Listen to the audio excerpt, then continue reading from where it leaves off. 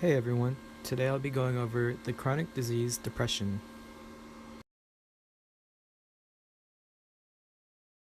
Okay, so what is depression?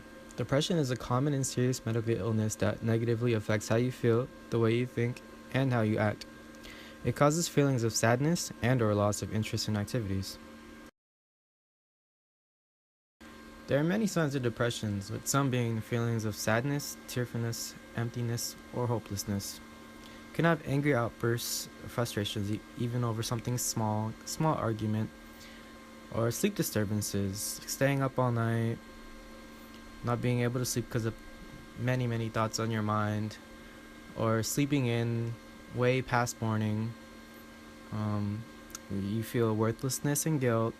Whenever you do something, you just feel like it's not enough, or frequent and recurrent thoughts of death, suicidal thoughts, and suicide attempts.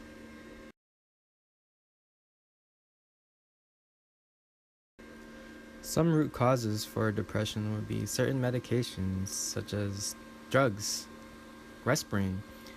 That's a drug that is used to treat high blood pressure and can increase your risk of depression too.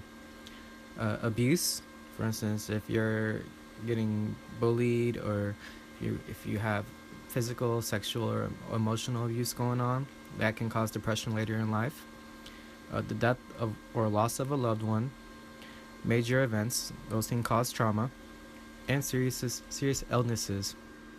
I have an aunt that is schizophrenic. All she does is stay in her room. She doesn't communicate with anyone. That can definitely cause depression.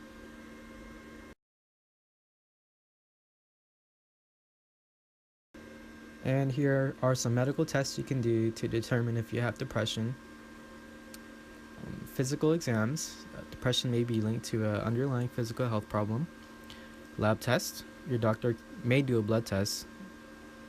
Psychiatric evaluation will ask for your thoughts, feelings, and behavior patterns, and they'll evaluate you from that point on.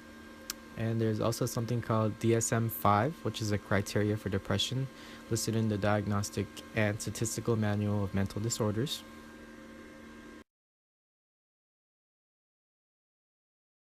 There are also different types of depression, with one being anxious distress. This is a depression with unusual restlessness or worry about possible events or loss of control. As you can see in the picture, this guy is stressing about work, stress, fear, health, time management, all of the above. There's also psychotic features, which is a depression accompanied by delusions or hallucinations, which may affect what you see or how you feel. It may also involve personal inadequacy or other negative themes. There's also catatonia, which is the depression that includes motor activity that involves either uncontrollable and purposeless movement or fixed and inflexible posture. There's seasonal pattern, which is a depression related to changes in seasons and reduced exposure to sunlight. And there is also peripartum onset depression, which occurs during pregnancy or in weeks or months after delivery.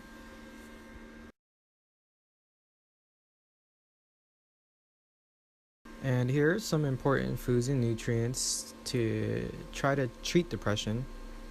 With one being selenium, which is found in whole grains, organ meats such as liver, nuts, and seeds. Selenium can be a part of reducing symptoms of depression in many people. It is found that low selenium levels have been linked to poor moods. There's also vitamin D. Vitamin D deficiency is associated with many disorders, including depression, so it is important that you get enough vitamin D to fight against depression. Vitamin D is found in fatty fish such as salmon, tuna, and also obtained through exposure to the sun. Omega-3 fatty acids. In some studies, it is found that people who don't eat enough omega-3 fatty acids might have higher rates to depressive disorders. So you can find these in nuts, walnuts, almonds, chia seeds, cold water fish. You need protein-rich foods because they're building blocks of life. and B vitamins, which is found in eggs, dark leafy vegetable, dairy products. Um, B vitamins have been linked to a reduced risk of mood disorders, so that can definitely help with depression. Here are some foods to avoid if you're going through depression. You want to avoid caffeine because it may help make it difficult to sleep, and it may trigger symptoms of anxiety in many people. So try to reduce your consumption of caffeine. You also want to avoid alcohol. Even though alcohol is seen as an acceptable distraction, uh, it actually makes depression worse. So you definitely want to avoid that. And you want to avoid refined foods. Reason why is because foods high in sugar and refined carbs can promote a crash. Um, Energy from them is depleted, and this can make a person feel mood swings or energy swings.